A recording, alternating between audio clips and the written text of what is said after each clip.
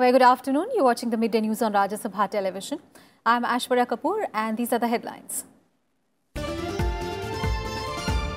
US seeks information from India over potential misuse of F-16 aircraft by Pakistan. India shows proof of use by Pakistani Air Force. Pakistan claims it never used American F-16 in its attempted airstrike on military installations in Jammu and Kashmir. Good to be back in my country, says the nation's hero, Indian Air Force pilot Abhinandan Vardhaman, on his return after 58 hours in Pakistan Army custody. Arrives in Delhi to undergo medical checkup today.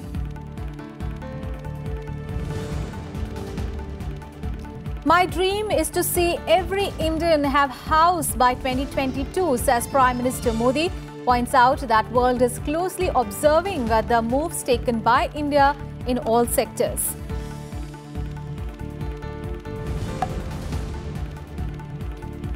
Finance Minister Arun Jaitley releases a book, Man Ki Baat, A Social Revolution on Radio. Says Prime Minister Modi identified radio's potential in reaching out to people. The book contains 50 episodes of Man Ki Baat program.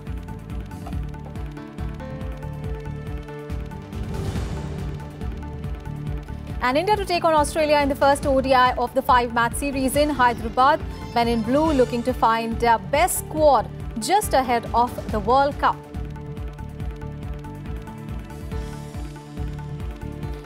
The top story this afternoon, the United States is seeking more information on the potential misuse of American-made F-16 fighter jets by Pakistan against India in violation of the end-user agreement. This was revealed by the US State Department on Saturday. Pakistan deployed US-manufactured F-16 fighter jets during an aerial raid targeting Indian military installations in Jammu and Kashmir after India's anti-terror operation in Balakot. The US's statement comes after India said that it will share with the United States the evidence on Pakistan Air Force F-16 fighter jet that was brought down in aerial combat over the line of control on Wednesday. India emphasized that the neighboring country is misusing assets that it may have acquired under the Fight Against Terrorism banner in 2008. India also is going to present to the United States as a part of evidence electronic signatures captured by Indian radars as well as the sightings by the Indian Army troops on the border who saw two pilots ejecting from the Pakistani fighter inside POK. It is noteworthy that the Indian Air Force on Thursday had displayed parts of the AMRAAM missile that was fired by the F-16 that has also the details of its production number. Pakistan on Wednesday had earlier categorically said that no F-16 fighter jets were used and denied that one of its planes had been downed by the Indian Air Force. Documents revealed that the US had imposed nearly a dozen restrictions on Pakistan related to the use of F-16. And authorities in Kashmir have sealed several properties belonging to Jamaat-e-Islami, including the residence of some of its activists. Now, the move came days after the centre banned the outfit on grounds that it was in close touch with the militant groups and was likely to escalate the secessionist movement. Several properties, including the residential houses belonging to various leaders and activists, were sealed in many areas of the city and other places in the valley. And according to reports, the bank accounts of JEL leaders were also freezed. Various district magistrates have sought the list of movable and immovable properties of Jamaat leaders. However, it was not clear if the move was linked to the ban on JEL or it was done by NIA in connection with its probe into the money laundering cases. All right, we have with us our colleague Akhilesh Suman joining us live from the newsroom. Akhilesh, it is very important now that, the US is seeking more details of the use of the F-16 by the Pakistani Air Force during its air combat with the Indian Air Force a few days back. And obviously, India would be more than forthcoming now because it has all the evidence that the Pakistani Air Force did use that F-16. You are right, sorry. Actually, this was the reason that Indian armed forces showed that day the debris of a missile, and that missile, Amram missile, is actually fitted in F-16, aircrafts only. But beyond that, America is concerned that whether it is being transferred to other countries or also or not, because F-16 agreement also includes that you should not go in any exercise with any other country, in Yes. any operation with any other country than America. So, use of F-16 also cannot travel beyond Pakistan without the permission of America. So, there are three very strict conditions of F-16, and there is an apprehension in American side, what I am getting from my sources, that whether this F-16 has been shared with China also sometime or other or not, whether Chinese engineers have gone inside F-16 flight or not, because China is very, very good in duplicate technology. And remember that when Abbottabad, the action was done by Americans, Yes. the whole debris was taken by Chinese. So, America is now very apprehensive that whether F-16 has also gone into duplicate technology mission by Chinese or not. So, I think this is a very sensitive thing for Americans, and that is why they are trying to get a preliminary report from India, but they will also go on Pakistan, because the debris of that flight that has fallen in Pakistan is also not shown to anyone. So, where is the debris? And also the pilot of that flight is reportedly has dead. So, I think the whole evidence Pakistan has tried, that whole evidence related to F-16 is destroyed. So, and for America this is very important and this is very sensitive. So, I think America has just asked preliminary report from India, and on the basis they will go to Pakistan and ask all the details whether F-16 has been misused. And on that basis, I think American may take action. It may also land in the return of F-16 or very punitive action on Pakistani. So, I think this is a very serious matter for Americans in this point of time, Aishwarya. And in fact, you mentioned about, that the deal that was really signed between the US and Pakistan over the sale of F-16, and way back in 2016 also, India had, opposed the US's decision to sell 8, F-116s to Pakistan also. Yeah, that is why, because India had told at that point of time that, see, these F-16 flights will be used against India. There is no other country for Pakistan to use the F-16. And Americans that time, they told that we will ensure that F-16 is not used against India. And that was a commitment, that was a diplomatic commitment, that was a strategic commitment between India and America. And now if India is giving the proof, the evidence of F-16 use against India inside the Indian territory, crossing the LOC, attacking Indian military installation, this is very serious matter for America. As far as I think that the whole matter needs to be seriously investigated because debris is missing. The pilot of that F-16 flight is reportedly dead. So, Pakistan has tried to destroy all the evidences. So, I think Americans will go inside Pakistan also and ask for more, details and evidence about this thing, this complaint that India has made and India has signaled towards. Aishwarya. Right. So, India ready to share all the information with the American interlocutors on the misuse of the F-16 by Pakistani Air Force. So, thank you so much, Akhilesh, for all those updates there. An Indian Air Force Wing Commander Abhinandan Vardhaman landed in Delhi yesterday night, hours after he was handed over to India by Pakistan. After being in captivity for nearly 3 days, he was handed over to the Indian authorities at the Attari-Wagah border at 9:30 p.m. on Friday.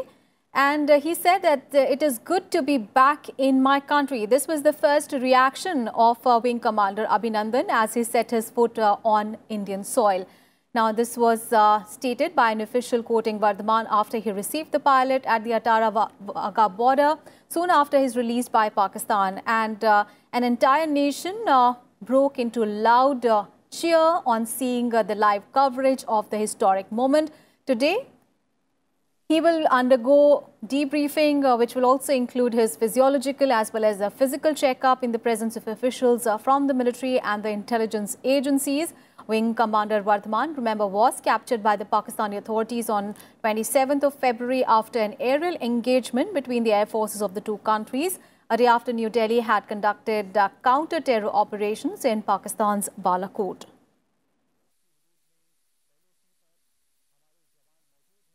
Wing Commander Abhinandan has just been handed over to us as per standard operating procedure of the Indian Air Force. He will now be taken for a detailed medical checkup. This checkup is mandated particularly because the officer has had to eject from an aeroplane which would have put his entire body under great stress. IF is happy to have Abhinandan back. Thank you. उम्मीद सीगी कि उस time तक आ जाएंगे, but somehow he got delayed on the way. We have not asked the Pakistan authorities as to what was the delay. We are happy to have him back, and the Air Force authorities have now taken him with him. The Air Vice Marshal is accompanying him. He's come all the way from the Air Headquarters. Did he say anything when he arrived? No, he was happy to be back.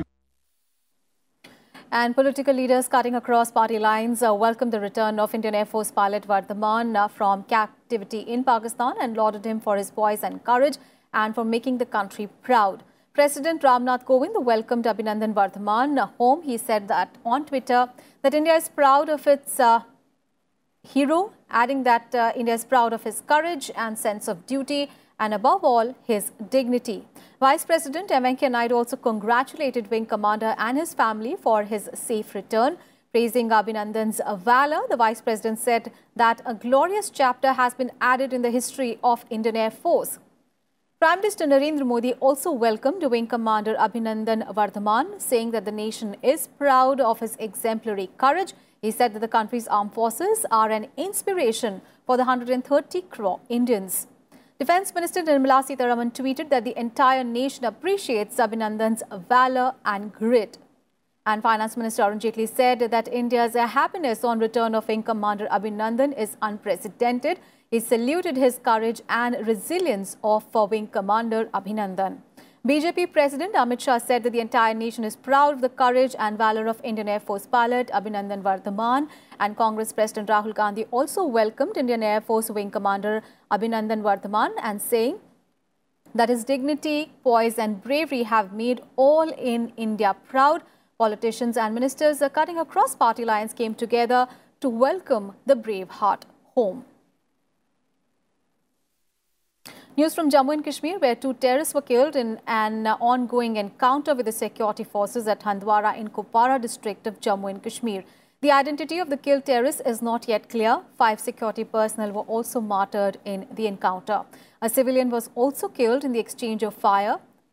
Cordon and search operation was launched on the basis of specific information about presence of terrorists in the area as the forces intensified their searches and zeroed in on the suspected place that hiding terrorists opened indiscriminate fire, triggering a gunfight.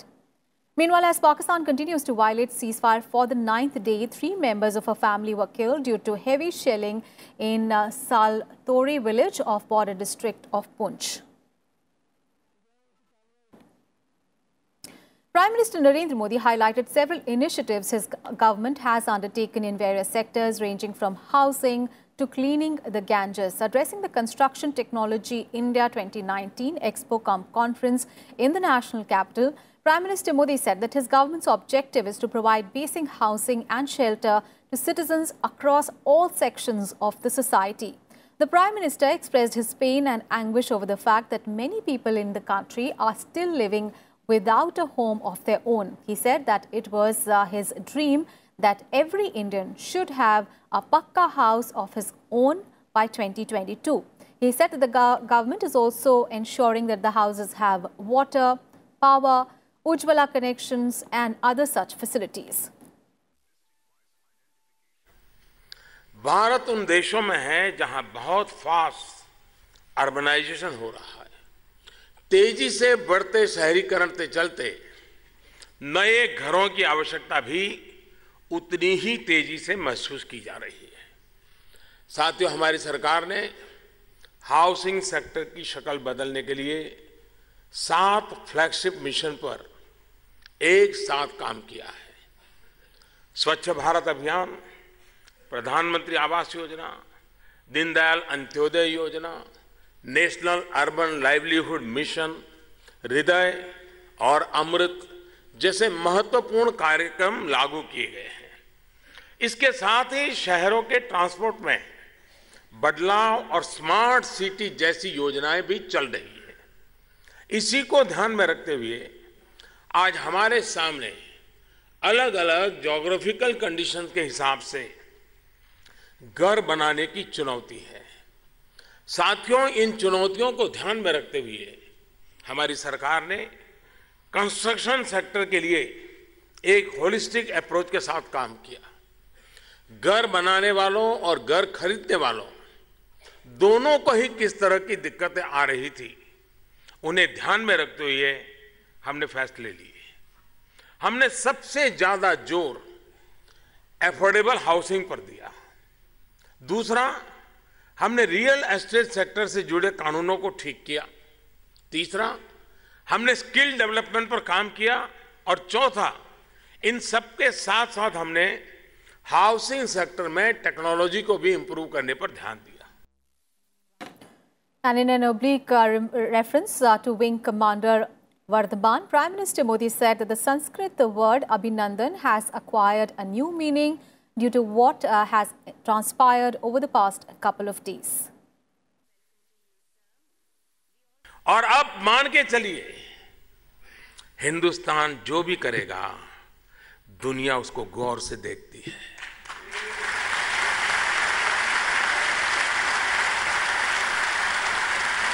इस देश की ताकत है, dictionary के शब्दों के अर्थ बदल देता है।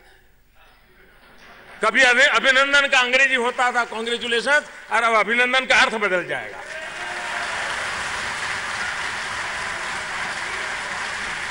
ये ताकत इस देश में है। आइए उस आत्मविश्वास को लेकर के चले, एक पराक्रमी राष्ट्र के रूप में आगे बढ़ना है। Finance Minister Arun Jaitley released a book, Man Ki Baat, A Social Revolution, on radio today. Releasing the book, Arun Jaitley said that Prime Minister has utilized radio's potential in reaching out to people through this program. Arun Jaitley said that media is more about setting an agenda than just reporting. Therefore, sometimes one needs to communicate with the people directly. कुछ विशेष बात है कि जिसकी वजह से मन की बात एक ऐसा कार्यक्रम है जिसके वो फुटप्रिंट्स बने हैं, और उसमें जो प्रश्न आते हैं, जो विषय चुने जाते हैं, उनको बहुत समय बाद भी स्मरण करना यह संभव रहता है। कन्वेंशनल रोल मीडिया का था कि आप रिपोर्ट कीजिए, एडिटोरियल पेज के ऊपर अपने विचार रख दीजिए, लेकिन देश का एजेंडा हम रिपोर्ट नहीं करेंगे, हम सेट करेंगे। ये जब यात्रा शुरू हुई तो फिर हमेशा रिमोट लेकर ढूंढना पड़ता है कि समाचार कहां से मिलेगा, एजेंडा तो हर जगह मिल रहा है। जब रिपोर्ट करने के स्थान पर एजेंडा सेटिंग है तो इसके माध्यम से तो आप लोगों से बात नहीं कर पाएंगे। Then you have to rise above the heads of the intermediaries and talk directly to the people. Very proud moment for Prasar Bharati. Man Ki Baat as a radio program has several firsts to it, and I think the most prominent of them is how a radio program has, acquired a life of its own on television. So every month when the Man Ki Baat episode airs on radio, you also have almost every news TV channel also carrying a visual version of a radio program. I think that's an innovation in itself and contributed immensely to the revival of radio in our mainstream consciousness. It is also probably the first radio program in India in the era of digital and social media. Prasar Bharati Chairman A. Surya Prakash was also present at the occasion. The book is a compendium encompassing 50 editions of the Man Ki Baat by Prime Minister Narendra Modi on All India Radio.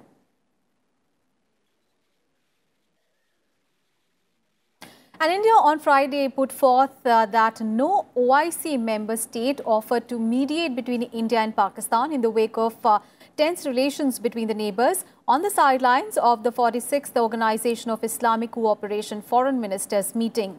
Now, this was informed at a MEA press briefing, which was held after External Affairs Minister Sushma Swaraj gave her inaugural address at the OIC meet. Secretary Economic Relations in the Ministry of External Affairs, T.S. Tirumurthy, while addressing the media, also informed that Sushma Swaraj had a series of meetings with her counterparts, including from Bangladesh, Uzbekistan, the Maldives, on the sidelines of the OIC meeting in Abu Dhabi. He also reaffirmed the stand against terrorism taken by Sushma Swaraj in her address earlier, adding that she underlined that the fight against terrorism is not a confrontation against any religion. The OIC, a gathering of 47 Muslim-majority countries and the second largest intergovernmental organization in the world after the United Nations, had invited External Affairs Minister Sushma Swaraj as a guest of honor. Pakistan Foreign Minister Shah Mahmood Qureshi, however, skipped the meeting over India's presence. And the government has extended ban on the Students' Islamic Movement of India for 5 years. In its notification, the Home Ministry termed the SIMI as an unlawful association. It said if the unlawful activities of SIMI are not curbed and controlled immediately, it will continue its subversive activities, reorganize its activists and disrupt the secular fabric of the country. The ministry listed 58 cases where members belonging to SIMI were allegedly involved. Prime Minister Narendra Modi will deliver a keynote address at the India Today conclave in New Delhi today. The Prime Minister's presence at the event assumes enormous significance as it comes just months before crucial general election. He is also likely to speak on the topic India's story under his leadership.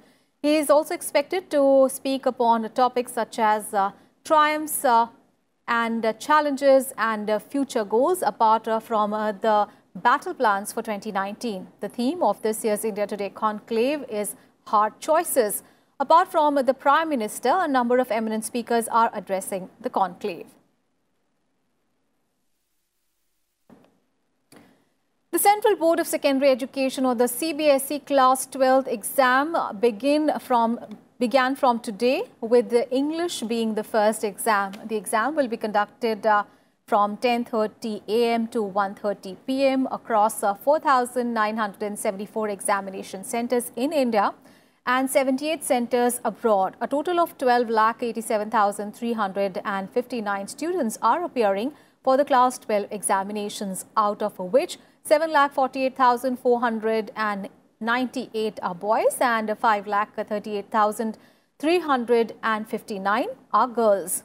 While in Class 10th, 18,27,498 students are appearing for the examinations. The top international focus, the United Nations Security Council has designated Hamza bin Laden, the son of slain Al-Qaeda chief Osama bin Laden, under its sanctions list, subjecting him to a travel ban, assets freeze and also an arms embargo. The UNSC described Hamza as being seen as the most portable successor of the group's current leader.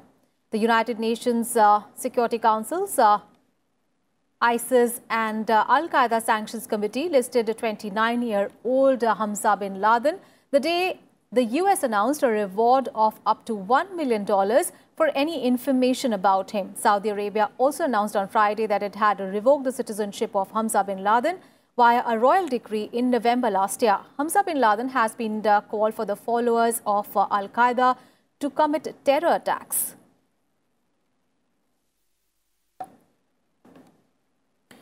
On to some cricketing action. The first one-day international of the 5-match series between India and Australia will start in a short while at the Rajiv Gandhi International Stadium in Hyderabad. The Australia have opted to bat first after winning the toss. India will be looking to find their final World Cup squad as they face Australia. The match provides the perfect opportunity for the fringe players to lock their places in the side, which promises to be a cracker of a game. The men in blue will also be hoping for another ODI series win with the likes of Ambati Rayudu and Kuldeep Yadav returning to the side. Earlier, India had lost the two-match T20 series 0-2 to Australia. And that's the wrap on this edition of Midday News. Thanks for watching.